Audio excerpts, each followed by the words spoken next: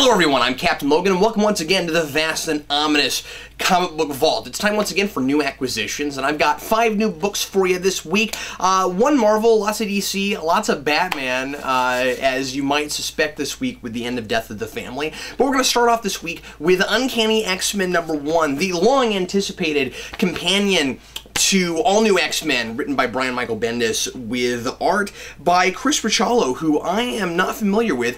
And I have to say that when I first flipped this open, I wasn't real keen on this artwork, and I guess I've been spoiled by Marvel Now, and especially by All New X-Men, because of how extremely pretty and popping that artwork is. This is not that. This is very understated. This is really muted colors, and it's very bleak and depressing looking, and I wasn't real excited about it until I read the story. And this is definitely one of those books where the artwork is very much a companion to the story. It only makes sense that it looks like it does. And I found myself actually liking the artwork more and more as I went along with this because of that. And so what we have here finally is a book centering on Cyclops and on his new team of mutants as he is leading a mutant revolution with the new return of mutant kind. All these people are constantly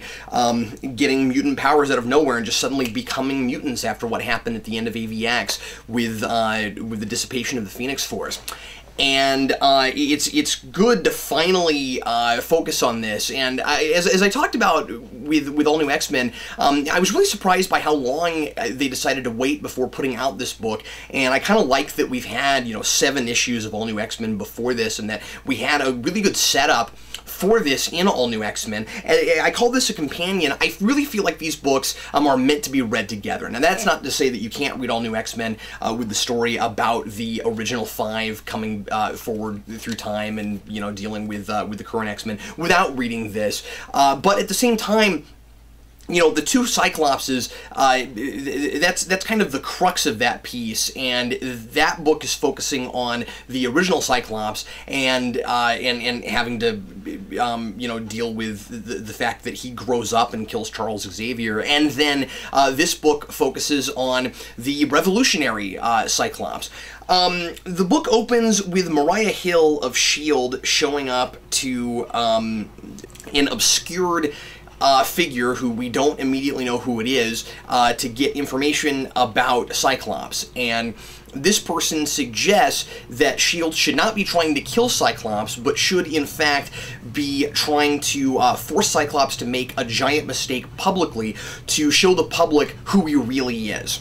And what's happening is a lot of mutants are holding up signs saying Cyclops was right, and we're bringing X-Men full circle back to what it was with Claremont in a lot of ways, with a lot of new twists. The person who gives this advice to S.H.I.E.L.D. honestly is precisely who I thought it was on page 1, and it does seem kind of strange to me that Bendis treated it as a giant reveal at the end, because when it got to the end and it was like, here's who it is, in big giant letters, I was like, yeah, of course that's who it is. Who else would have this information? But anyway, all told, I am really excited about this book and didn't know if I was going to want to, buy it regularly, because I don't usually buy a lot of X-Men, but man, X-Men's in such a great place right now, and at least in my opinion, and it's really heavy stuff, but it's also engaging and entertaining,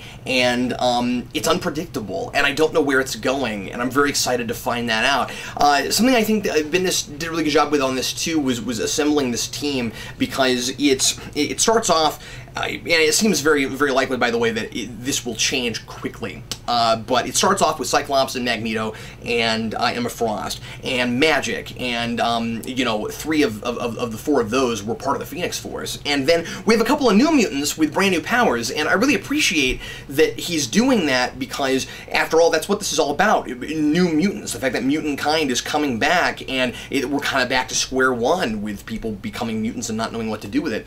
And this is a really powerful team. You've got a healer, you've got somebody that can touch people and heal them, and then you've got this new mutant that can control time and space. This is a really powerful team. It's going to be really interesting, and it opens with them trying to help out a mutant who gets a power I've never seen before, which is shooting crazy, like, balls out of it. I'm not even sure if they're energy balls or what they are. They kind of look like giant, like, ping pong balls, kind of. And I thought that was kind of a fun power. But anyway, it's gonna be fun to see, you know, new mutants popping up, new powers.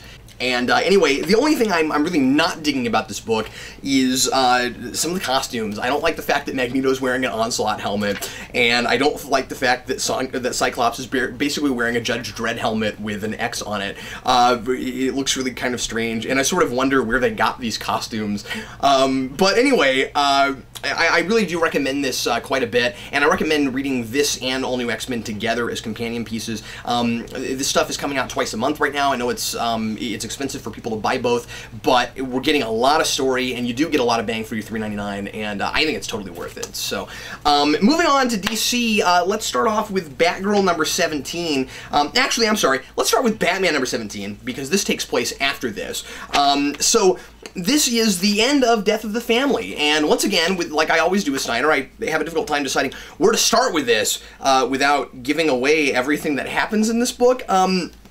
So as we know from before this, the Joker has assembled all of Batman's sidekicks and also Alfred, everybody that works with Batman, and he's kidnapped them all, and he's put them all in this place, and now we see that it's kind of a death trap, and I'm not going to reveal exactly what it is, but it was unpredictable and not what I thought it was going to be, and kind of exciting because of that, and the Joker is still trying to prove to Batman that why he thinks that it should just be him and Batman and nobody else. And basically, this is sort of broaching a questioning of Batman's sanity. Why exactly is it that Batman refuses to kill the Joker? Now, this is a question that has permeated Joker stories for years and years and years, and a lot of fans kind of are sick of this idea.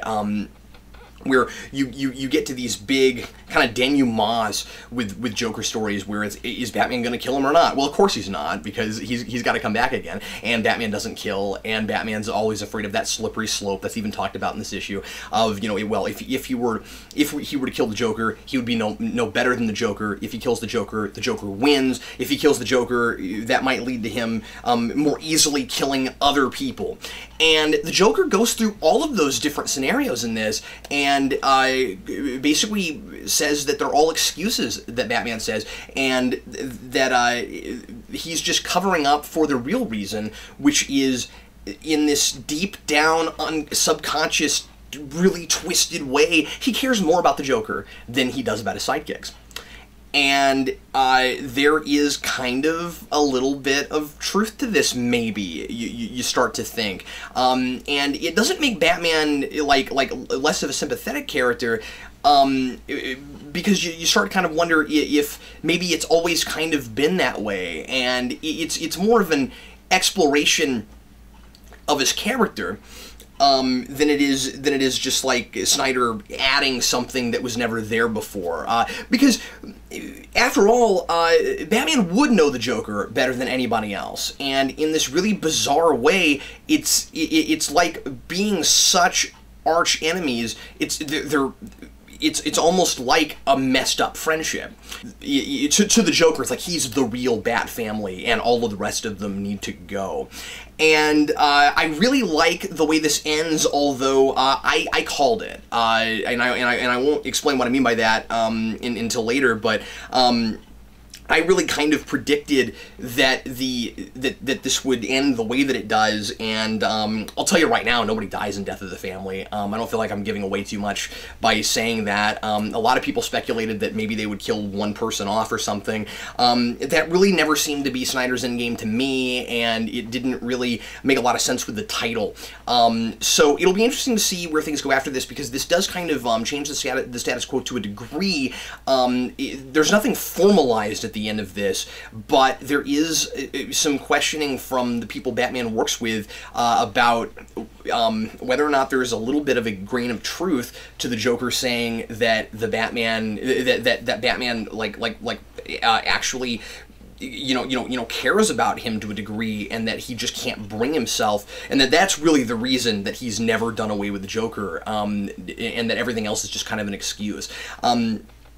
I think that it's more complicated than that, and that's what I really like about it. So it's really interesting exploration. All right, next up, Batgirl number 17. I'll talk about this briefly. This is not Gail Simone. This is written by Ray Fox with art by Daniel Sempier. And I had read that even though she got fired, they kind of immediately brought Gail Simone back on this book. I don't know what all that's about, and I won't go into it. But I'm not sure why she's not writing this issue if that's the case. But it might be that there was like this brief period where she was gone, so somebody wrote a script, and so they're using that. I don't know. I haven't checked the solicitations to see if she comes right back next issue or what. This is not a fill-in issue. This is very much tied into what was going on with Death of the Family. It's kind of Death of the Family aftermath, and it's basically Batgirl going around trying to round up some of the Joker's goons after what went on with Death of the Family, and also having to deal with her brother, who is still out there and still doing crazy things and is really trying to get at her and her mother.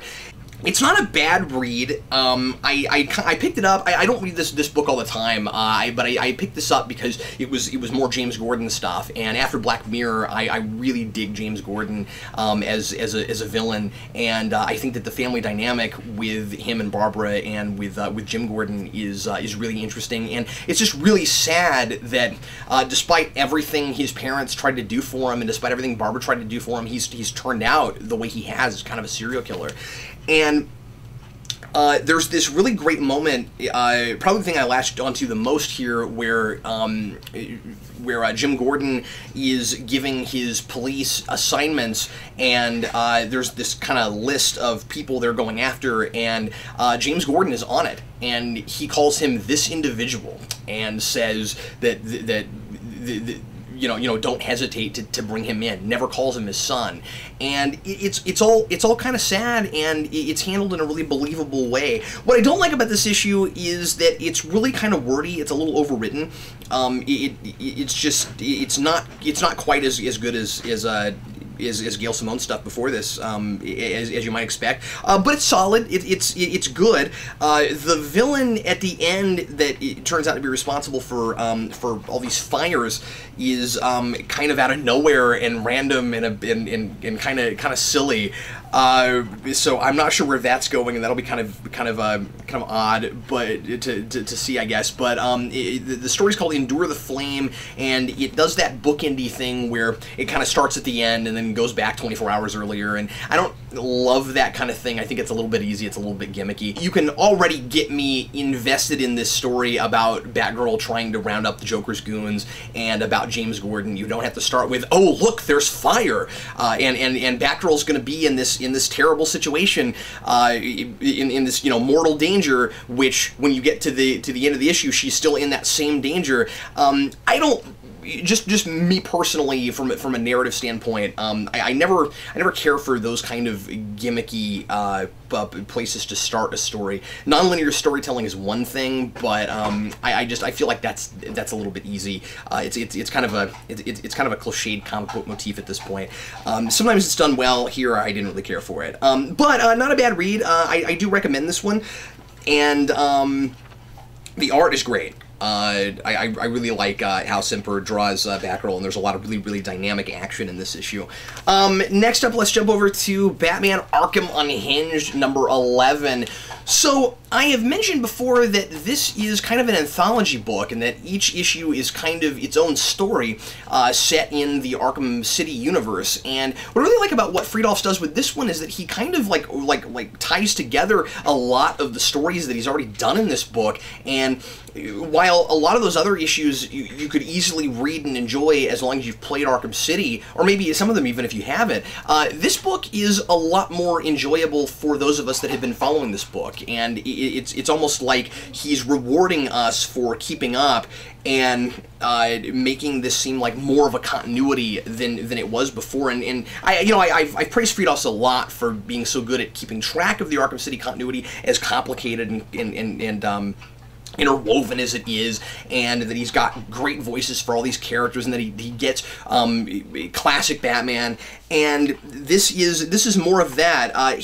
So he does something that's been done a lot in Joker in Batman stories, and that is he does an issue where somebody gets put on trial and where Harvey Dent is the judge.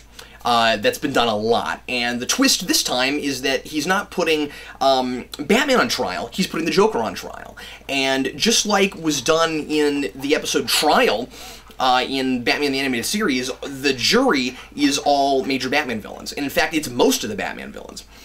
And they all have grudges against the Joker because they feel like he put them all in Arkham City, and they all have you know, pretty good reasons for saying that. It's kind of true, and it's kind of fun to seeing them one by one complaining about the Joker and why they think you know, he should be convicted. And of course he's the Joker, so yeah, he should be convicted, but of course this is not being done in anything like a lawful or justice kind of way.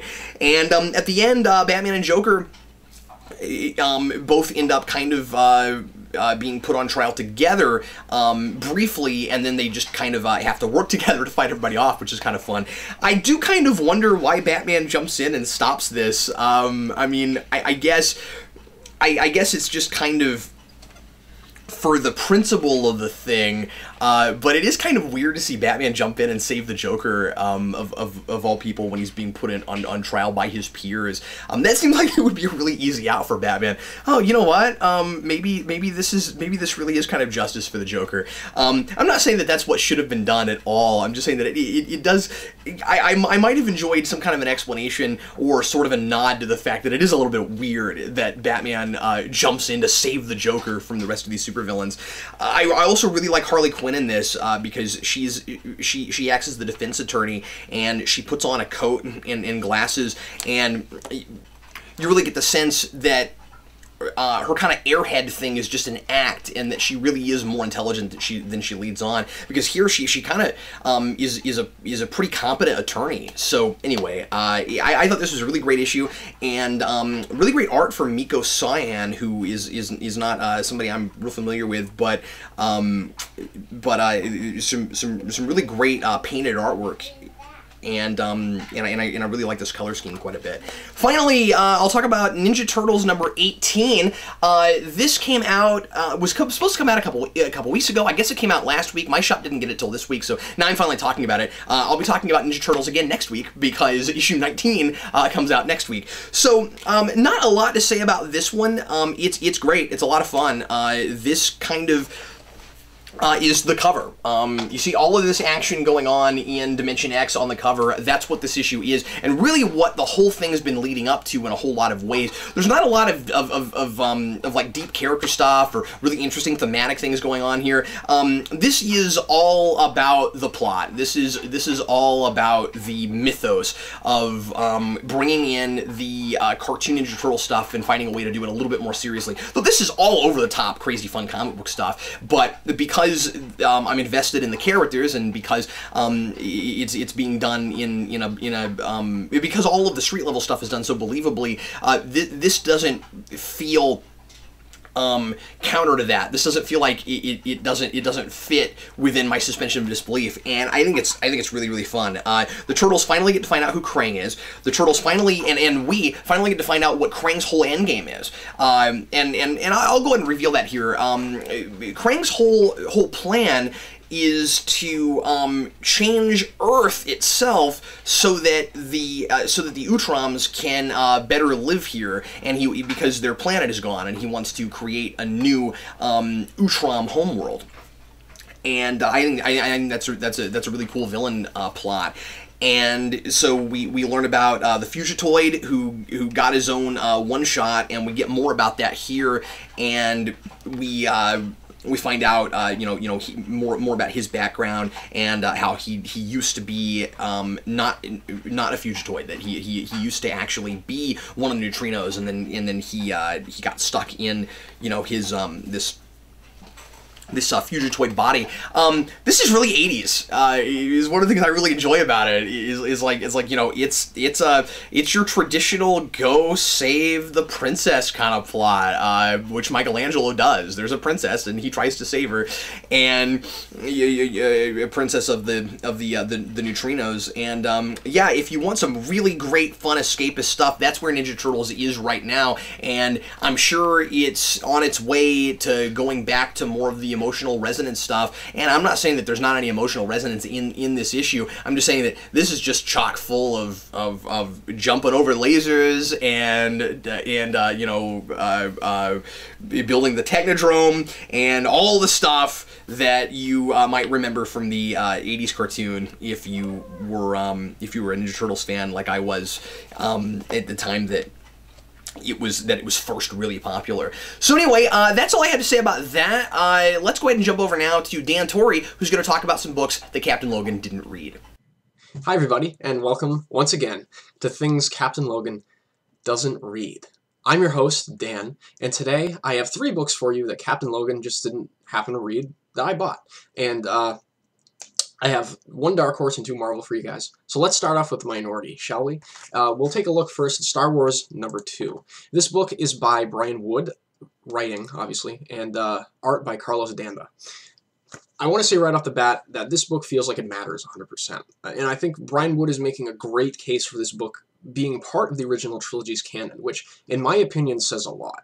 Wood is taking a really interesting approach to this story for me, because he's making the characters deal with the fallout of the original film in ways that Empire just sort of forgets about because it skips forward in time.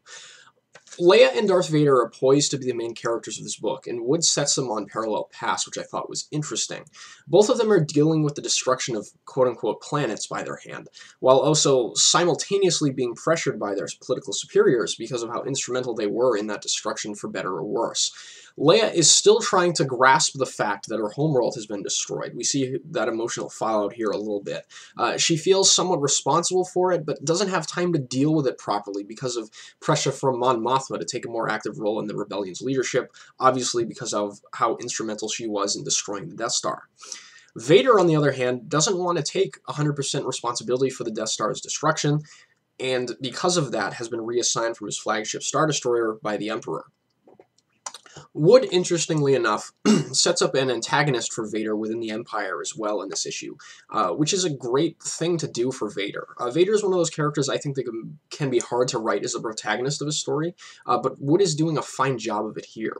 I also really like that he's giving Leia so much to do in this book as well, because of the triad of the original trilogy, Han, Luke, and Leia, she easily had the least amount to do, despite being Vader's other child. And it's interesting that he's paralleling them from a political standpoint instead of a spiritual one, like how Luke's parallel was in the original trilogy of films. We also get to see Han Solo adjusting to his new life on a rebellion leash, and Luke having a bit of an inflated ego because of his destruction of the Death Star. It's all great stuff. He's finding new ways to approach these characters in ways that make a lot of sense in the chronological order of the films. I really like that about it. Overall, I'm really enjoying this book, and if you're a Star Wars fan, I think this is a must-read. It's really good. Alright, now we're going to take a look at Scarlet Spider, #14. This one's by Christopher Yost with art by Koi Palm. I think this book still continues to be one of, if not the best, Spider Family book on the stands. We have Kane in a hibernation state of sorts in this issue, in which he's fighting against the spider inside him, essentially the personification of all the demons in his past. We have Kane here who proactively defies that nature, but towards the end of the issue is put in a place where he has to embrace his inner demons. He has to do terrible things for the right reasons, namely saving Arachne from the werewolves that appeared in the previous issue. It's really gut-wrenching to see a guy who wants to defy those evils within him and proactively confronts them, but has to regress back towards what he was before. It's great character stuff, and I really enjoyed that aspect of it. Arachne also seems to have some sort of something else larger going on in her past, based on some hints we get in this issue about some sort of evils in her previous life that she doesn't remember. This adds an interesting layer, I think, to her and Kane's friendship, explaining why they have such a strong kinship of sorts. The only real problem I had with this issue isn't really a problem with the issue itself, per se. It's more of an editorial thing and the fact that I'm sort of a jaded Spider-Man fan. This issue, for better or worse, this is sort of a spoiler, but it brings the Other and all of that mystical stuff that JMS did with Spider-Man back into canon. And for those who don't know, the Other and all of that mystical stuff that JMS did with Spider-Man was one of the reasons One More Day was done. One of the major reasons, in fact, and all of the shenanigans that followed. I think the only thing that Marvel hasn't brought back or addressed from that horrendous retcon so far has been the elephant in the room, that Peter made a deal with the freaking devil. Slott is even talking about how he's going to put Spider-Man and Mary Jane back together after all that crap. My question is, why did editorial let all that stuff go down that they didn't like, have One More Day happen to erase it all, only to just bring it back in the canon again? Spider-Man is such a mess right now that it's not even funny. It really frustrates me that the character, all about evolution and growing up, has had all these artificial status quo changing retcons and stories, only to go back to 70s status quo for a little while so that we can rehash that stuff until the next cash grab opportunity begins. Anyway, I'll get off my soapbox and move on. This issue itself, pretty good though. Alright, now we're going to move on to Wolverine and the X-Men number 25. A book at issue 25. I think this may be the book I'm reading with the highest number on it. What a sad world we live in. Anyway, this issue is all about Wolverine taking his class on a field trip to the Savage Land and attempting to teach them about survival, working as a team of sorts, by throwing them in the Savage Land all by themselves and saying, survive. Aaron is obviously having fun with how ridiculous a notion Wolverine as a school teacher is here, which is really fun, and seeing the kids and Wolverine trying to wrap their heads around that idea is also really fun. We get some nice character moments here as well, like when Wolverine and Quentin Quire have a conversation about how Quire really needs the school because out in the real world he has no position of authority to stroke his massive ego with. I like that sort of stuff when Aaron psychoanalyzes the characters. It's really interesting. This issue has less great character moments than some of the previous issues that I really liked. I feel like Aaron's trying to get somewhere with some of the characters specifically, but those situations felt a little played out already for me. For example, Kid Apocalypse in this one is still struggling with his ultimate destiny as a supervillain, which is a struggle worth exploring, I think, but all he does is sort of mention it, and that's been going on for various issues here and there for a while now. The artwork in here by Ramon Perez, I really still don't care for. Stylistically, I just don't think he's the right guy to be drawing an X-Men book, but that's just a taste issue for me. His Wolverine just in the face looks really weird to me. He doesn't look like Wolverine. That's one of the problems I have with it. Overall, like I said, this isn't my favorite issue of the series. It's not as great as some of the other issues that I had really liked, but this isn't a book to turn your nose up at either. I personally can't really go wrong with Aaron's stuff. Even when he writes issue like this that I don't wholeheartedly love, there's still some great fun to be had. So I'd recommend this series if you've been on it for a while, or if you're looking to jump in, maybe start at the beginning and then get up to the stuff. Alright, so that's all the books I have for you guys. I hope you enjoyed the reviews. Thanks for watching, and I'll see you next week. Thanks a lot, Dan. And next week, Dan and I are going to be trying out a new format for this show. We're still going to be both reviewing books, and we're still going to be reviewing about the same amount of books. But that's all I'm going to say about that. We're going to do a bit of a new format. Hopefully, you'll enjoy it. It'll be interesting to try that out. So we'll have kind of a prototype of that next Friday. And thanks as always for watching. If there's anything you'd ever like to see me or Vince review on the Vault, you can always send those things to our P.O. Box. That's Geekvolution, P.O. Box 14183, Lenexa, Kansas 66285. Lots and lots of fun new videos coming up for you soon this weekend, so stay tuned for those, and thanks as always for watching. I'm Captain Logan. Happy reading.